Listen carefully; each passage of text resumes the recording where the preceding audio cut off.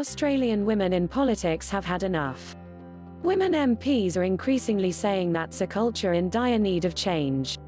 Sarah Hanson-Young was 25 when she won a seat in Australia's Senate in 2007, the youngest woman ever to do so. Ms Hanson-Young said she'd endured harassment from opponents throughout her career. It happened during a debate on women's safety following a murder which shocked the nation. A young comedian walking home late at night had been killed by a stranger. Ms Hanson-Young said women wouldn't need extra protection if men didn't rape them.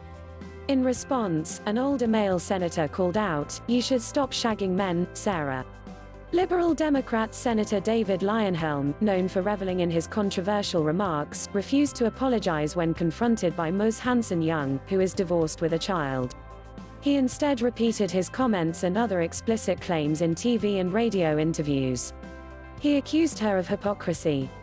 She accused him of slut-shaming, where slurs about a woman's alleged sexual activities are used to demean or silence her.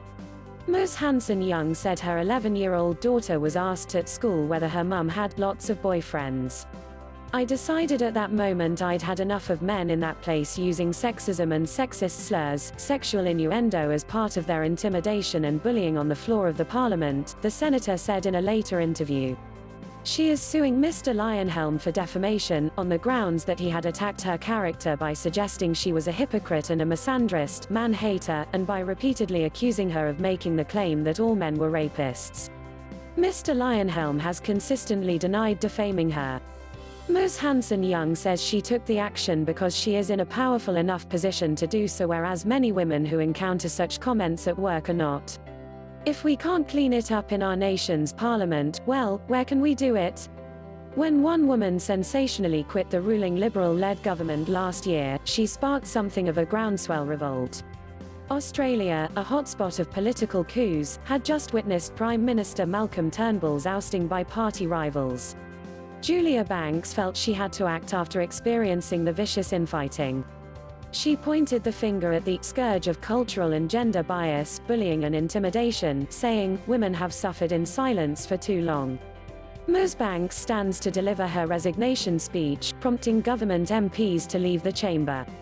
She was later backed up by other women in the government, including the party's deputy Julie Bishop, who described appalling behaviour. One female senator threatened to name bullies, while the Minister for Women Kelly O'Dwyer confirmed allegations of bullying and intimidation. Julie Bishop, Australia's most powerful female MP in recent years, criticised appalling behaviour the Liberal women have scotched suggestions that they're just not up to the rough and tumble of politics, as one of their male colleagues put it. The hallmark characteristics of the Australian woman, a resilience and a strong, authentic, independent spirit, blazed Ms Banks as she moved to the crossbench. For her, it's proof that it's time for parliamentary culture to change. And that the only way to do that is equal representation of men and women in this parliament. When it comes to gender diversity, Australia's parliament is flagging. Women, crucially, excluding Indigenous Australians and most women of colour, first won the right to run in federal elections in 1902. But it took 4 decades, and 29 other countries do it first, before Australian women would actually win seats. The current parliament has reached an all-time high for percentage of women MPs. But when it comes to its international standing, Australia has fallen behind. In the past 20 years it's slumped from 15th in the world to 50th for parliamentary gender diversity. Overall, that's partly due to a lack of pressure on both parties, says Dr. Jill Shepherd, a political scientist at the Australian National University. A recent Australian Broadcasting Corporation survey found significant support among women, though not men, for measures to improve the deficit. Labor has such a mechanism. It introduced an affirmative action quota in 1994 and is now close to 50% representation, about double the proportion of women in the government. At Saturday's election, women will contest 31% of its safe seats, according to election analyst Ben Rower. The Liberal National Coalition may even see a dip in female representation, some analysts say. The coalition has put up women in only 16% of its safe seats, Mr. Rower says. The Liberal Party is the drag here, says Dr. Shepherd, when asked about the nation's fall in global diversity rankings. She says the party tends to view its successful women as almost unicorns, tremendous women who can't be replicated. "We don't want to see women rise only on the basis of others doing worse," said party leader and Prime Minister, Scott Morrison, in a speech on International Women's Day. He drew considerable criticism for the remarks, which were seen as implying men shouldn't lose out to allow women to move up. Natasha Stott Despoja joined Parliament in 1995 at age 26, when women made up just 14% of the room. In her 13 years as a senator, during which she became leader of the Australian Democrats, sexism was endemic in the political culture, she says. "It ranged from male senators saying to me, 'You really should wear skirts,' to another senator referring to me only as mother once I had children," she told the BBC. After leaving Parliament, she went on to be Australia's representative advancing women's rights around the world. She observed other nations' progress while watching the harassment continue at home. "The single biggest disappointment for me has been the slow pace of change," she says. Many thought Australia had turned a corner when Julia Gillard became the first female Prime Minister in 2010. Julia Gillard's unmarried status was often picked up by MPs or the media.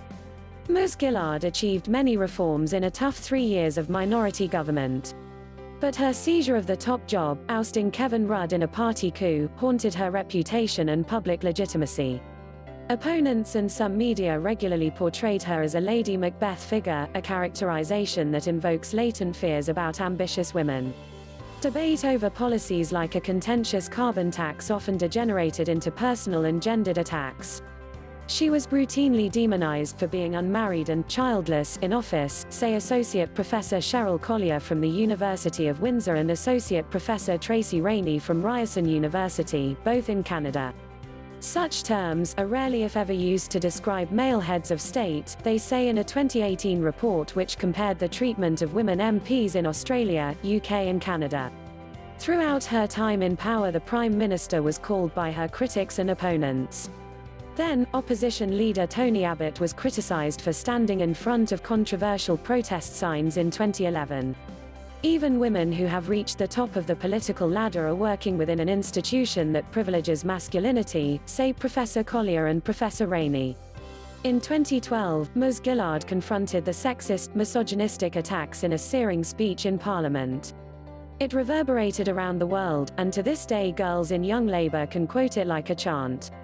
But in her final speech as Prime Minister, after she had been removed by her party, she was stoic about the impact her gender had had on her time in office. "It doesn't explain everything, it doesn't explain nothing, it explains some things. And it is for the nation to think in a sophisticated way about those shades of grey." In the past year, several MPs, including Ms O'Dwyer but also a male MP, left Parliament saying the job was incompatible with family life.